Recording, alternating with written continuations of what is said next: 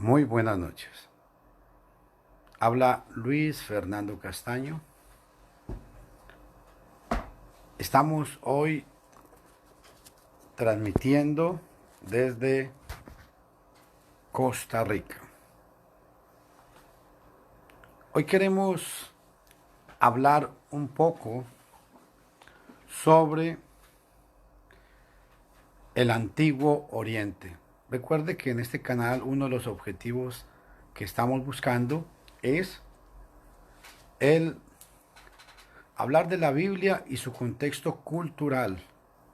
Y vamos a hablar hoy sobre el Antiguo Testamento, pero vamos a estar basados en el Antiguo Oriente, en la época de los años 2000 al año 1400 antes de Jesucristo.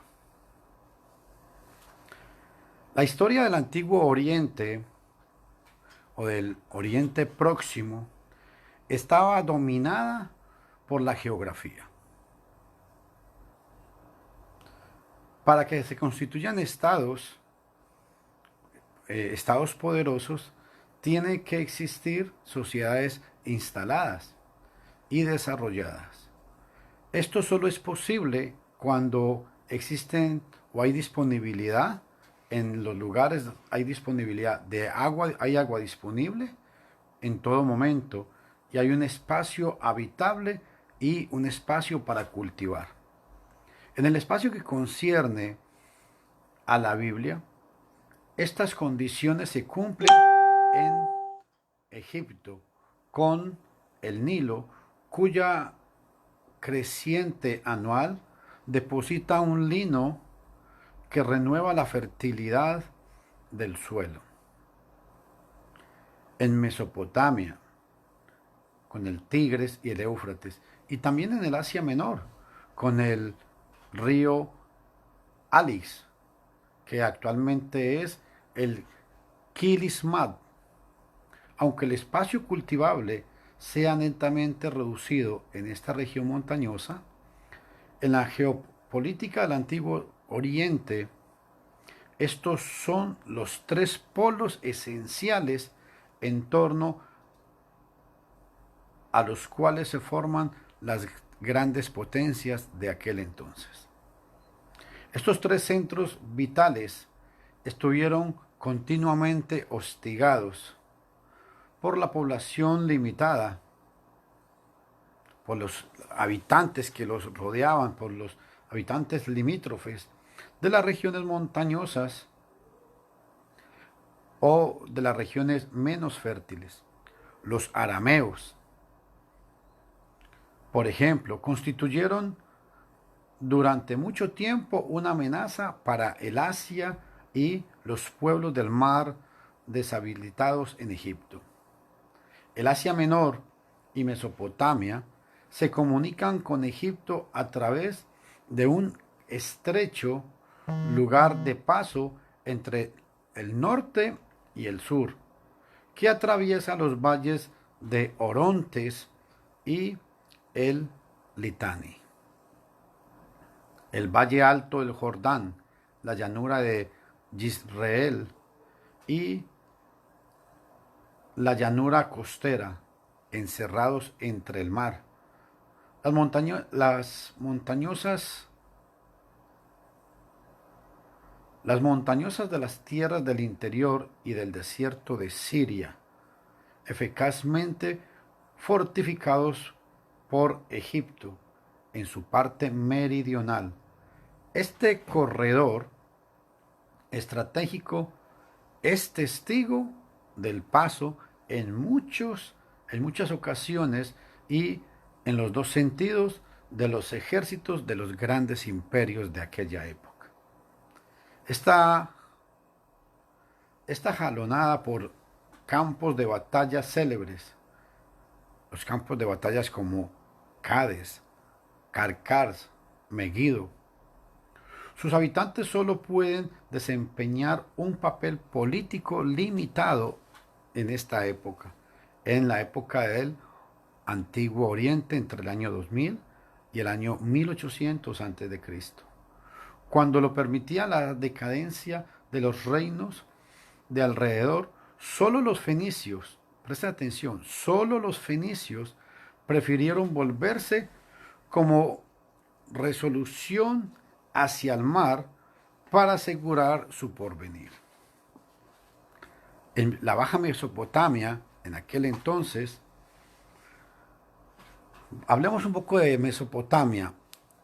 La Baja Mesopotamia, hacia finales del siglo XXI a.C., las ciudades de Mesopotamia estaban amenazadas por los habitantes del desierto, llamados amorreos, y considerados en los textos como nómadas terribles.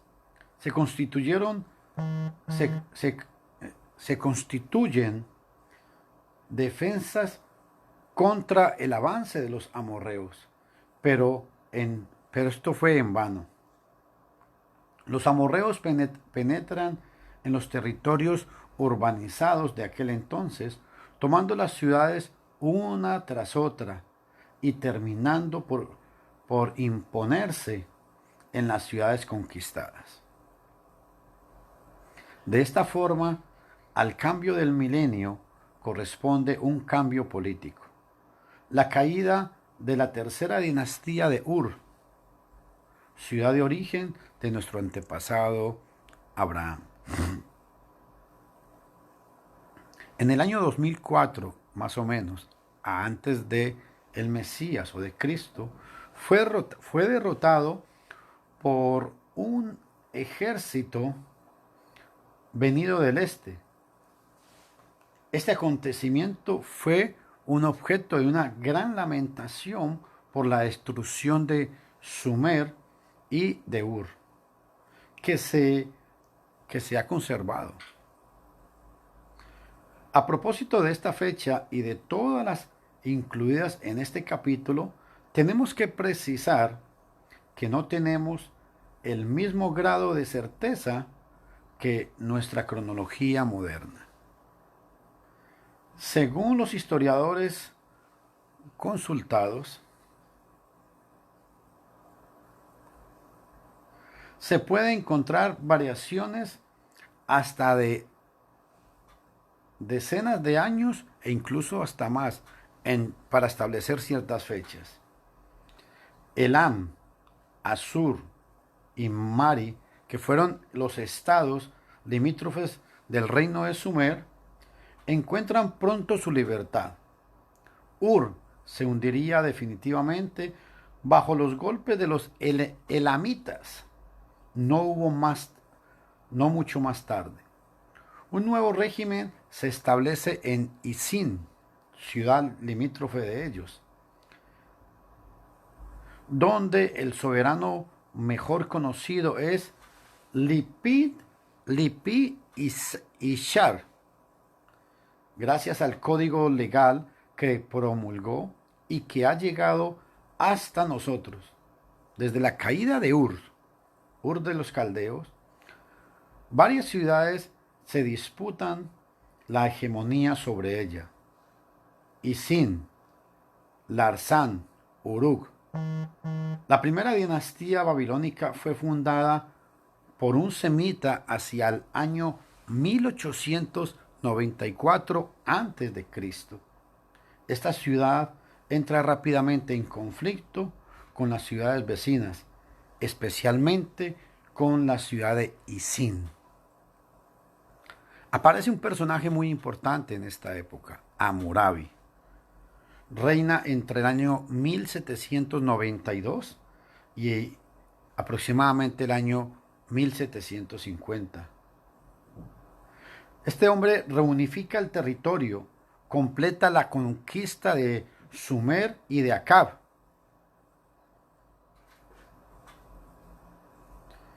Y toma Larsán, otra ciudad, en el año 1763. Somete a Siria, Hammurabi somete a Siria y el país de los amorreos, tomando especialmente a la población de Mari en el año 760 aproximadamente.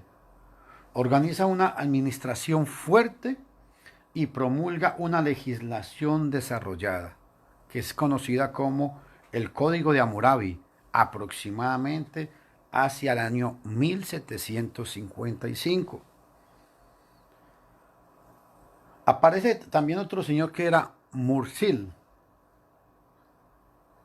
Mursil se apodera de Babilonia, derrota a la dinastía amorrea y establece la dinastía casita. Esto en Mesopotamia, en la parte baja de Mesopotamia. En la parte alta de Mesopotamia, hacia el año 1875, Sargón I, rey de Asiria, lucha contra Babilonia y extiende su autoridad sobre Capadocia. Está sometido al protectorado de Sumer, hasta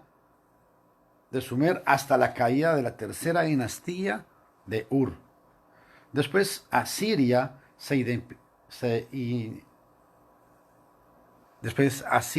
independiza.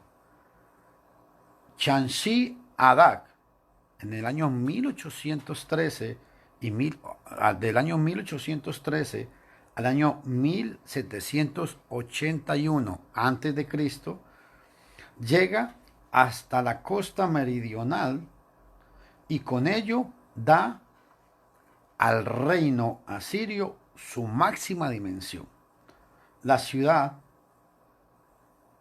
ciudad-estado de Mari, en el Alto de Éufrates, conoce su edad de oro en el año 1830 aproximadamente antes de Cristo. Entre el año 1830 y el año 1760, Mari es una ciudad floreciente en la época de oro.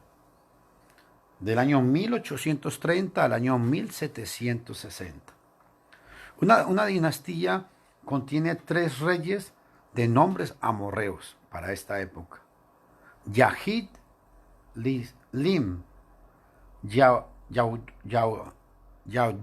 Yadum, Lin y Sinri Lim.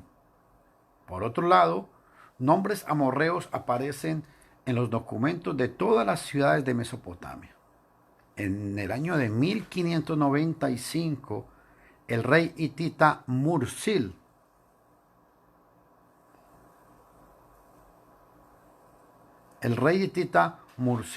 rompe el equilibrio del Oriente Próximo al asediar o atacar a Babilonia, aunque no saca de ello ningún provecho sustancioso. Criticado en su país, Mursil I es asesinado y Ati,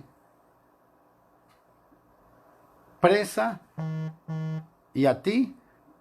de las disputas palaciegas, entra en un periodo de decadencia que dura más o menos un siglo. Así pues, el Asia Menor y Mesopotamia no tienen ninguna influencia en el plano internacional, solamente en el plano local de ellos. El vacío así creado en esta zona beneficia a ciertos pueblos como los huritas y otros menos conocidos que fundan el poderoso reino de Mitanni. En el alto de Mesopotamia, en una región llamada Anigabat. Esta región es formada por los hititas y los asirios.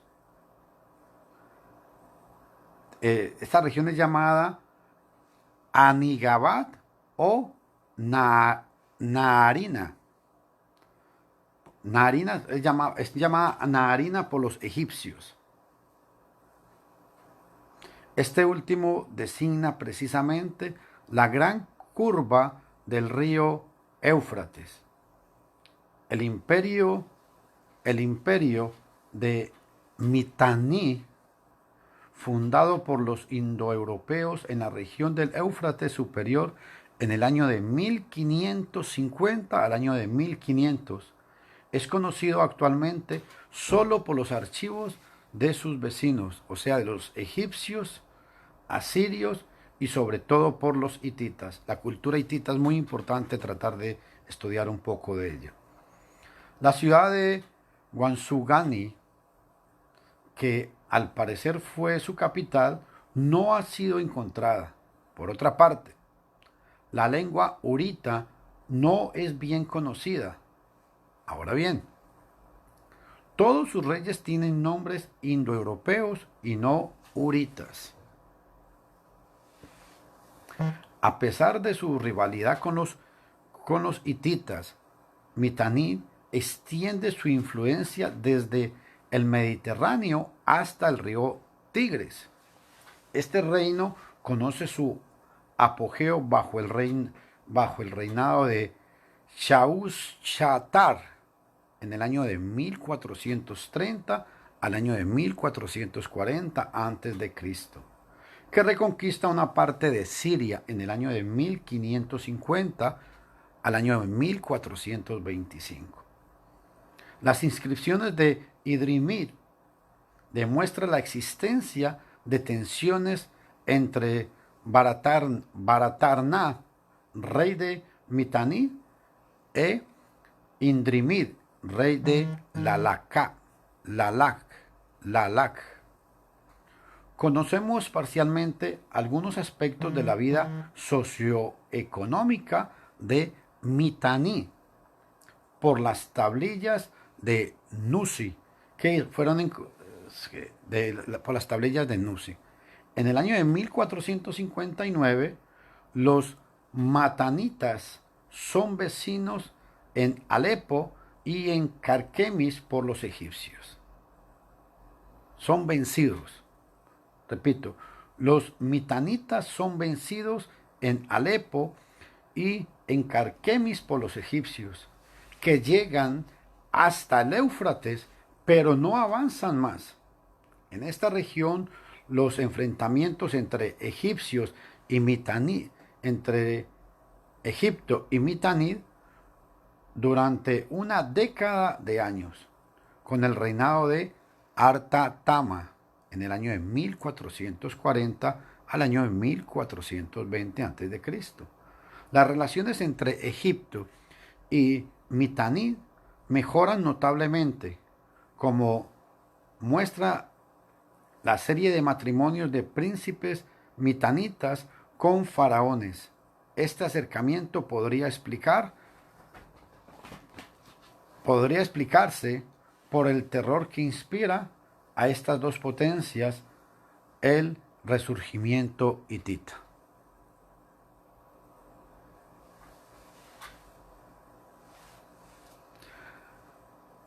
A principios del segundo milenio, Asia Menor estaba dividida en un gran número de principados independientes, reducidos con mucha frecuencia a una ciudad. Algunos textos permiten pensar que Asiria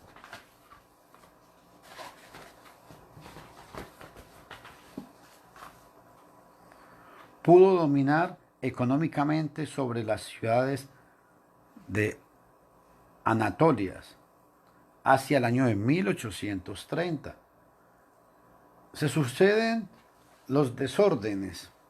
Los documentos sobre los siglos siguientes provienen de fuentes hititas del siglo XV e indican que hacia el año de 1850 a.C., el príncipe Anatolio Anita se apoderó de Hattusa, hoy conocida como Bogatskoy, y realizó una cierta unificación de la región. Un importante documental Hay un documento muy importante que menciona el reinado de Labarnad en el año de 1680 al año de 1650. La historia hitita, propiamente dicha, empieza en el año de 1650 con Atusil, en el año 1650 al año 1600, cuyos hechos están muy bien documentados. Varias series de campañas permiten a Atusil extender su imperio en todas las direcciones. La principal oposición que debe afrontar es la de los huritas establecidos en Siria, que invadirán durante mucho tiempo el territorio hitita. Su hijo Mursil, en el año 1620 al año 1590, continúa su política y llega a apoderarse de Alepo y después hacia el año 1595 de Babilonia. Es posible que su conquista se realizara con la ayuda de los casitas, a los que Mursil entrega Babilonia a cambio, según parece, de un apoyo militar que considera a la derrota de los huritas. Mursil I es asesinado hacia el año 1590. Hasta 1525 el reinado hitita es hostigado por sus vecinos y minado por las disensiones internas. Aparece Telepino en el año de 1525 al año 1500, emprende una campaña militar y concluye un tratado con el reino de Kishwatnat. Después trata de fijar las normas de sucesión al trono con el célebre Recripto, que sigue siendo que sigue siendo la mejor fuente de la historia de los monarcas hititas. En el periodo siguiente, que está mal documentado, se produce una cierta decadencia del imperio hitita. A partir del año 1450, aproximadamente, 3 soberanos intervienen la tendencia dominante y tienden las bases de un nuevo imperio, la cual incitará a Egipto y Mitanid a estrechar lazos para resistir mejor frente a esta nueva amenaza. Egipto.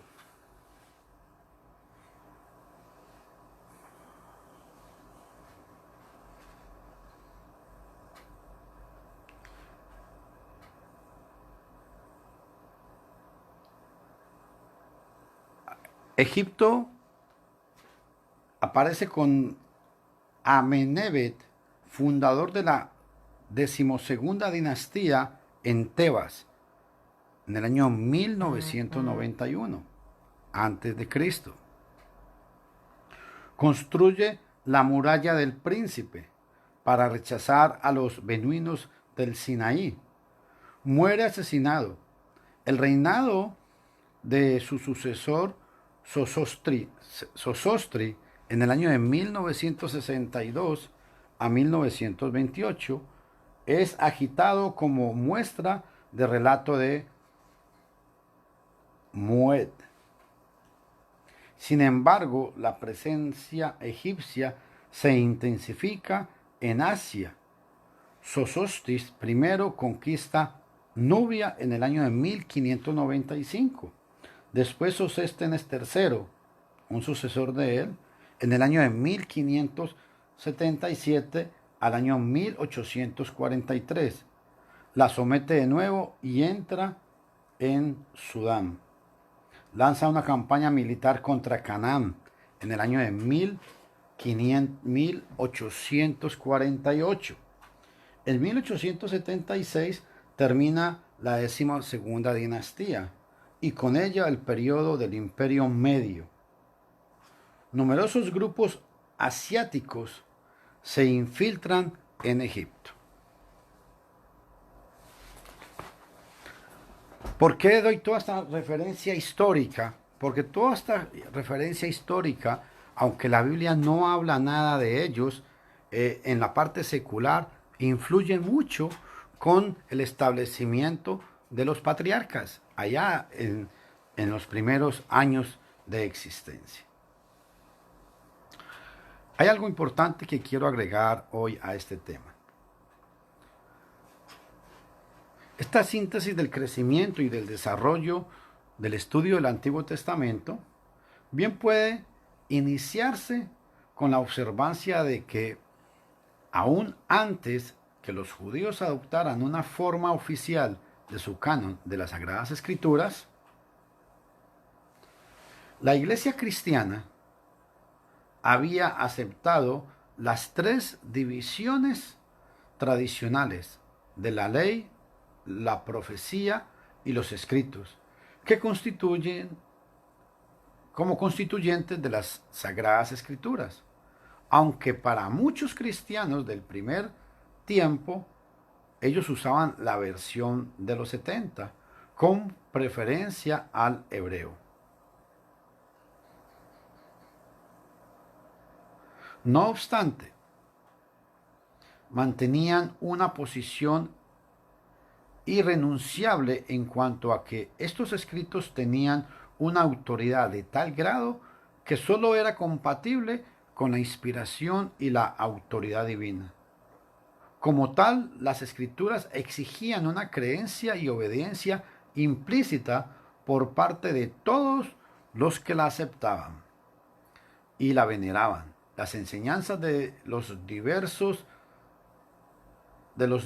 libros del Antiguo Testamento se consideran como básicamente idénticas en naturaleza, resultando ello en la conclusión de que la principal tarea respecto de la composición de estas enseñanzas era la presentación de la doctrina bíblica en una forma sistemática. Sin embargo, esta situación no duró por mucho tiempo, porque ya en el primer siglo de la era, de los primeros cristianos, hubo quienes pervirtieron la enseñanza de la Escritura. Por lo tanto, pusieron en duda la genuinidad y la autoridad de las fuentes, como con la aparición del gnosticismo allá en el primer siglo. En el segundo siglo de nuestra era, la Iglesia presentó el primer ataque de la crítica destructiva, y esto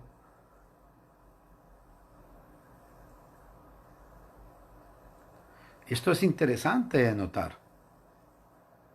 Fue dirigida contra el Antiguo Testamento. Epitanio escribe que un cierto Simón, no sabemos si es Simón el Mago, el de Hechos 8:10, de inspiración divina de la ley y de los profetas. Eso lo encontramos en las homilías de Clemente.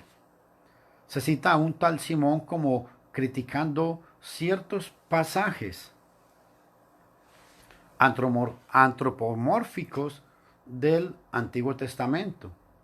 Los ofitas, que fueron precursores del gnosticismo, repito, los ofitas, que fueron precursores del gnosticismo, denigran al Dios del Antiguo Testamento como malo e ignorante, mientras que los cainitas sostenían que su progenitor Caín había sido sacrificado con el fin de apaciguar la ira del demiurgo. Entre los gnósticos de Siria, Saturnino de Antioquía, que fue contemporáneo de Ireneo, murió aproximadamente en el año 110 después de Cristo, enseñaba que algunas de las profecías eran de origen satánico, mientras otras habían salido de los labios de los ángeles que el pensamiento gnóstico había creado en el mundo en aquel entonces.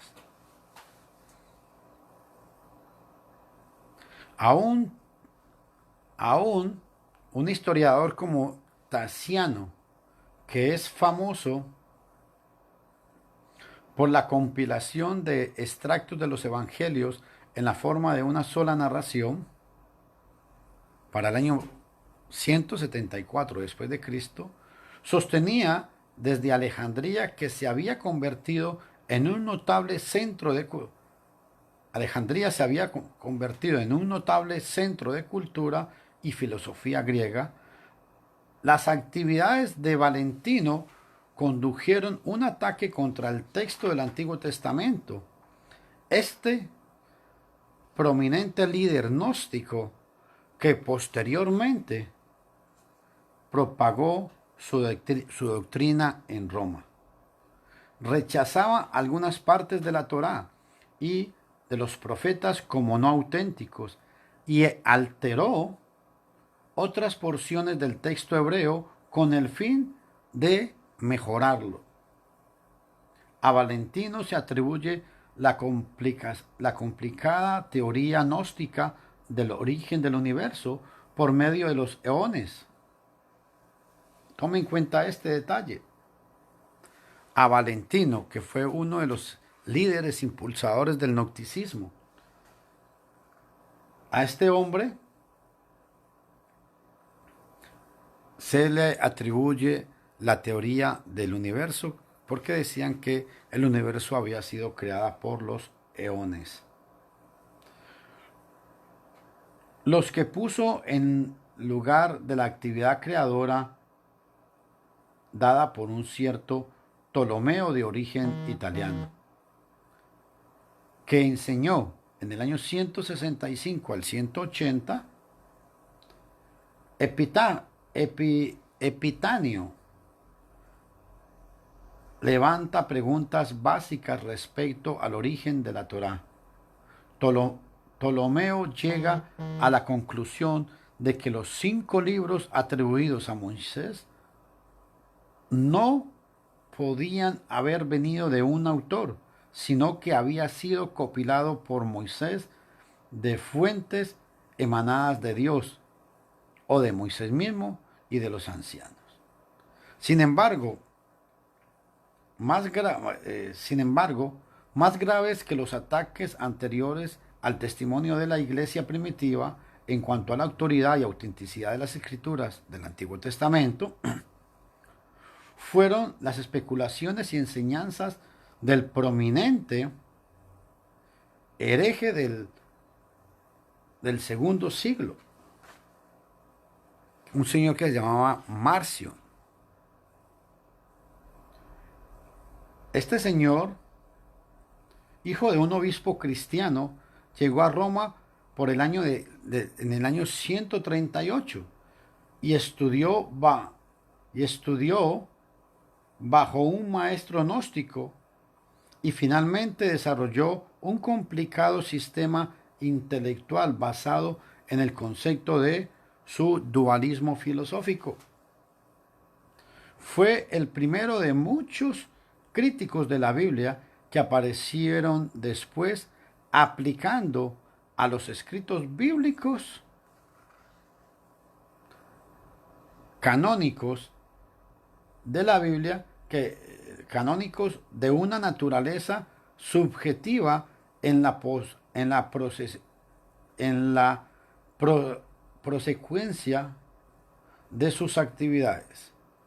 Adoptó una interpretación literalista del texto y llegó a las conclusiones de que Dios era débil, injusto, que le faltaba presciencia y que era esencialmente vacilante.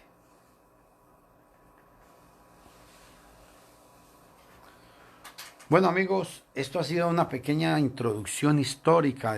Yo sé que es un poco complicada. Tal vez ustedes preguntarán, ¿para qué tiene que ver todo esto? Bueno, Todo esto tiene que ver con muchas influencias de pensamientos y de culturas cuando fueron escritos los primeros libros allá hace más de 4000 años. Entonces, es muy importante tratar de conocer un poco sobre la historia. No es necesario que usted tenga que aprenderse todo esto con nombres, más que todo esto lo hago como una pequeña referencia de cómo era, tanto en el primer siglo, cómo empezaron a surgir ya los grandes herejes basados por los gnósticos, cómo la historia, cómo fue que se fue formando las grandes potencias en el lejano oriente. Estaremos con otro próximo video hablando, ya vamos a empezar a hablar sobre una introducción al Antiguo Testamento, pero esto era necesario hacerlo. Que Dios les bendiga. Se despide de ustedes, Luis Fernando Castaño. Predico en Costa Rica, Iglesia de Cristo, en Upala. Es para mí un placer poder siempre estar con ustedes. Visiten mi canal con el nombre de Luis Castaño Botero y recuerden el nuevo canal que estamos abriendo. Inscríbase al nuevo canal porque vamos a estar estudiando todos estos videos van a estar en el canal de Iglesia de Cristo en Upala, la Biblia y su cultura. Y recuerde que cada que terminamos un video de estos, nosotros no le pedimos dinero a nadie. Este es un programa que hacemos basados en nuestra fe. Que Dios les bendiga.